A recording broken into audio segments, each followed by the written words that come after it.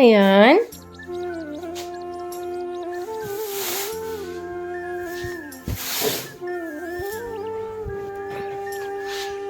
Hey, Papa. উঠে পড়েছো? হ্যাঁ, আচ্ছা আচ্ছা ঠিক আছে। গুড মর্নিং বলো তো। বাবা বলো গুড মর্নিং। Ayan. Ayan. বলো তো গুড মর্নিং মাম্মা। বলবে না? হ্যাঁ? Ayan. Hi guys, good morning. কেমন আছো তোমরা সবাই? আশা করি তোমরা সবাই ভালো আছো, আর আমিও ভালো আছি। তোমাদের সবাইকে পূর্ণিমা সোনু চ্যানেলে স্বাগত রইলো, আর তার সাথে অনেক ভালোবাসা। তো দেখতে পাচ্ছ আজকে আমি ভিডিওটা সকাল সকালে স্টার্ট করেছি। মানে রোজ বানাবো, ভাবি রোজ ব্লগ বানাবো, কিন্তু আর ব্লগ করে উঠতে পারি না, কেন যে বাবুকে নিয়ে অনেক যন্ত্রণা করে। আর সকালে ওকে ঘুম থেকে উঠিয়ে মুখ ধুয়ে এবার আমি ওর জন্য স্যারেলেক্স বানিয়ে নিচ্ছি, ওকে খেয়ে দিব। আর দেখতে থাকো কি কি করছি আজকের দিনটা। আর আজকে হলো 22 জানুয়ারি। আজকের দিনটা অনেক অপেক্ষার পর পেলাম আমরা। তো আজকের দিনটা কি করে কাটাবো সেটাই তোমাদের সাথে শেয়ার করব। আর যদি বাইরে কোথাও যাই তবে নিশ্চয়ই ওটাও শেয়ার করব তোমাদের সাথে, সাথে থেকো। তো গাইস দেখতে পারছো আয়নের জন্য স্যারেলেক্স বানিয়ে নিয়েছি, এবার এটাকে খেয়ে দিব, তারপরে আমি চলে যাব চান করতে। তো গাইস আয়নকে খাওয়ানোর পর আমি চলে গেছিলাম চান করতে। তো চান করে চলে আসলাম। তো এবার দেখি নাস্তা কি বানাবো। তো আয়নের পাপা ঘুম থেকে উঠে চলে গেছে, আয়ন ঘুমে থাকতেই চলে গেছে। আর এখানে দেখো আয়ন কিভাবে বদমাশি করছে, ক্যামেরা দেখলেই হলো ওর বদমাশি করা স্টার্ট হয়ে যায়। আর ঘর গুছিয়ে পারা যায় না, সব দিকে ছিদ্রে রেখে দেয়, একদম এলোমেলো করে রেখে দেয়। তো এবার চলো আমি নাস্তা বানানোর জন্য চলে যাই। তো যেহেতু আয়নে পাপা নেই, তাই আমি 2-3টে মতন রুটি করে নিয়েছি ঘি দিয়ে, আর চা বানিয়ে নিয়েছি। তো আজকে সকালটা আমি এটা দিয়ে স্টার্ট করছি, চা রুটি। কেন এখন আয়নের পাপা থাকলে ডিমও ভেজে দিতে হতো, ও চা দিয়ে রুটি খেতে পারে না। আর আমার চলে যায়, আমার যা হয় তাই চলে যায়, আমি রুটি না বানালেও পারতাম। তো যেহেতু কালকে রাত্রে রুটি বানিয়েছিলাম, তো আটাটা ছিল, তাই আমার জন্য আর 2-3টে রুটি করে নিয়েছি, একটু আয়নকেও খেয়ে দিব যদি খায়ও। তো চলো নাস্তাটা করে নিই।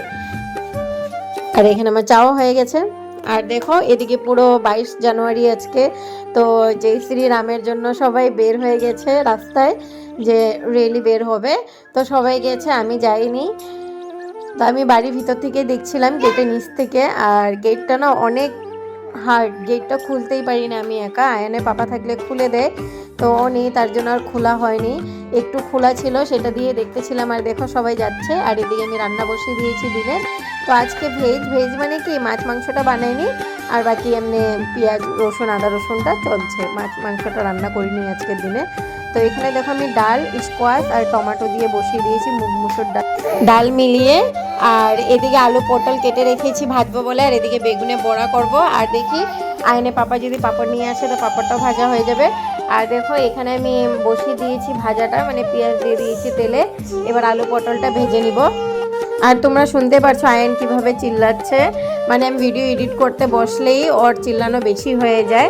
যেই দেখে যে মা ভয়েস ওভার করছে তখনই ও চিল্লাবে জোরে জোরে পারলে। আর যাই হোক উপায় কিছু নেই করার, কেন যে ও যখন ঘুমিয়ে থাকে তখন আমি আমার ঘরের কাজগুলো সেরে নিই, আর এডিট করার সময় ও এরকম করে দিকদারি করে। আর এদিকে দেখো ভাজাটা বসিয়ে দিয়েছি, তো ভাজাটা হতে থাক।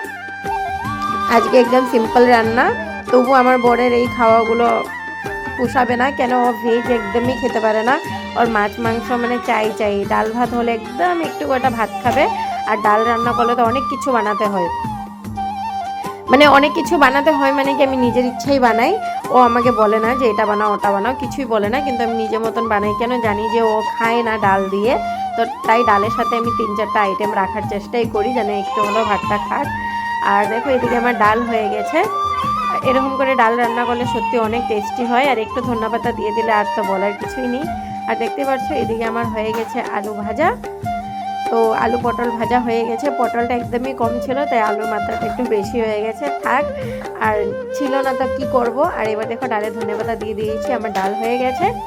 আর এখন আমি ভাতটা বসিয়ে দিব, ভাতটা বসিয়ে আর এদিকে দেখো আয়নকে চান টান করিয়ে ওকে দুধ দিয়ে দিয়েছি খেতে। তো টিভি দেখে দেখে দুধ খেতে ছিল, ওকে ব্যালেঙ্কেটটা দিয়েছিলাম আমি যে গায়ে দিবে, কিন্তু ও রেখে দিয়েছে জমা করে ওখানে, একটা কথা শুনে না আমার। আর টিভিতে তো ট্রেন সারাদিন চলতেই থাকে। তবে দেখো ভাজাটাও হয়ে গেছে।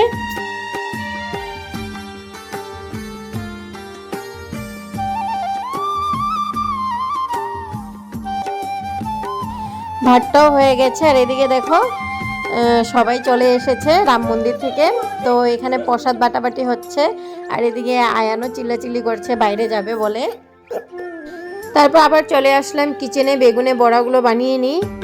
আমার বর চলে এসেছে, তো এবার সবাই খেয়ে নিব। তার জন্য বেগুনে বড়াগুলো ভাজার জন্য বসিয়ে দিয়েছি, ভাজা হয়ে যাক। আর তারপরে এদিকে এসে দেখি আয়ানকে প্রসাদ দিয়েছে, তো আয়ান পুরো হ্যাপি। তো এখানে সবাইকে প্রসাদ দিচ্ছে, খাচ্ছে সবে। আর এখানে দেখো আয়ানও খেতে লেগে গেছে, আর আমাকেও এক বাটি দিয়েছে। তো আমি এটা থেকে একটু খাবো, আর আমার বাড়িতে একটা মেয়ে আছে ছোট, ওকেও দিয়ে দিব, আর আমার বরকেও দিয়ে দিব। আয়ান যতটুকু খাবে, আর বাকিটাও তো ফেলেই খাবে, কাউকে দিবেও না আর খাবেও না পুরোটা। তো যাই হোক, এসে দেখি বেগুনগুলো পুরো কালো হয়ে গেছে, আধা ভালো আছে, আধাগুলো জ্বালিয়ে ফেলেছি। তো চলো জলাগুলো খেয়ে নিব। আর এদিকে দেখো বেগুন ভাজা হয়ে গেছে, পাঁপড় ভেজে নিয়েছি। আর এখানে ডালও হয়ে গেছে, দেখতেই পাচ্ছ অনেক সুন্দর হয়েছে ডালটা দেখতে, খেতে অনেক টেস্টি হয়েছে। আর ভাজাও হয়ে গেছে, আর সাথে রয়েছে ভাত। তো চলো লাঞ্চটা করে আসি, লাঞ্চটা করে নিই, তারপর আবার ফিরে আসছি খাওয়া দাওয়ার পর। তো গাইস এখন প্রায় সন্ধ্যার দিকে চলে এসেছে, তো আমি প্রদীপগুলো জলে ভিজিয়ে রেখেছিলাম, তারপরে তুলে রেখেছি। তো এখনও ভালো করে শুকায়নি, তবু আমি এই কটা প্রদীপ বের করে নিয়েছি। তো এগুলিকে আমি তেল আর কি বলে সলতা দিয়ে রেডি করে নিব। তো সব প্রদীপ দিচ্ছি না, 11টার মতন প্রদীপ আমি জ্বালাচ্ছি, আর দেখি দরকার পড়লে আরও দিয়ে দিব। তো চলো আমার সাথে সাথে তোমরাও দেখো কী করে আমি আজকের দিনটা আমি পালন করছি বা এনজয় করছি। সত্যি কথা বলতে গেলে বাইরে যেতাম, কিন্তু প্রচুর ঠান্ডা দিয়েছে বাইরে, আর আমার ঘরের ভিতরে না একদমই ঠান্ডাটা লাগে না, অনেক কম ঠান্ডা। তো মানে ঘরের ভিতরে সোয়েটার না পরলেও চলে যায়, বোঝা যায় না, কিন্তু গেট খোলার সাথে সাথে এত ঠান্ডা হাওয়া ঘরে ঢুকে মানে বলার মতন না। তো তাই আর বাইরে যে বের হবো আমার ইচ্ছে করছে না। আমার বর আমাকে অনেকবার বললো যে যাও রেডি হও, চলো বাইরে যাই কোথাও, কিন্তু ঠান্ডাটা দেখে না বের হওয়ার ইচ্ছা নেই। তারপরে আয়ানকে নিয়ে তো আরও যেতে ইচ্ছা করে না, কেন জ্বর ঠান্ডা লেগে গেলে সর্দি জ্বর হয়ে যায়, তারপরে ওকে নিয়ে দৌড়াদৌড়ি করতে হয়, আর তাই আর কোথাও গেলাম না। তো এখন প্রদীপ জ্বালাই, তারপরে দেখা যাক কি হয়। তো দেখতেই পাচ্ছ আমি প্রদীপগুলো সব এইভাবে জ্বালিয়ে নিচ্ছি, আর আমি প্রদীপগুলো রেডি হয়ে গেছিলাম। তো আয়ানকে একটু রেডি করে দিয়েছি। তো চলো এবার প্রদীপগুলো দিয়ে দিই। দেখতেই পাচ্ছ আমি শাড়ি পরবো ভেবেছিলাম, কিন্তু শাড়ি পরার ইচ্ছে করলো না ঠান্ডাতে, তাই আর শাড়িটা পরলাম না, গাউন পরে নিয়েছি। তো চলো এবার প্রদীপগুলো সুন্দর করে দিয়ে দিই বাইরে। আর দেখো আয়ান আগে থেকে রেডি বাইরে, ও বাইরে পুরো লাইটগুলো দেখছে, সবাই লাইটিং করেছে, আমাদের বিল্ডিংয়েও লাইট দেওয়া হয়েছে, সেগুলি দেখছিল। আর আমি বাইরেটায় পুরো প্রদীপ দিয়ে দিয়েছি। আজকে মনে হচ্ছে যে আবার দেওয়ালি চলে এসেছে।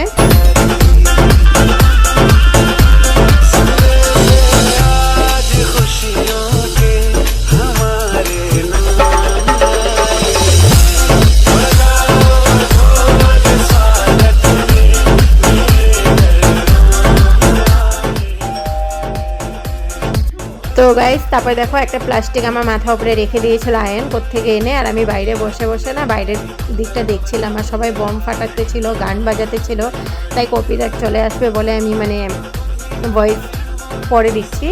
তো বাইরে বসে আমার এত ভালো লাগছিল, সব চারপাশে দিয়া জ্বলছিল, লাইট জ্বলছিল বিল্ডিংয়ে, তাই বসে দেখছিলাম।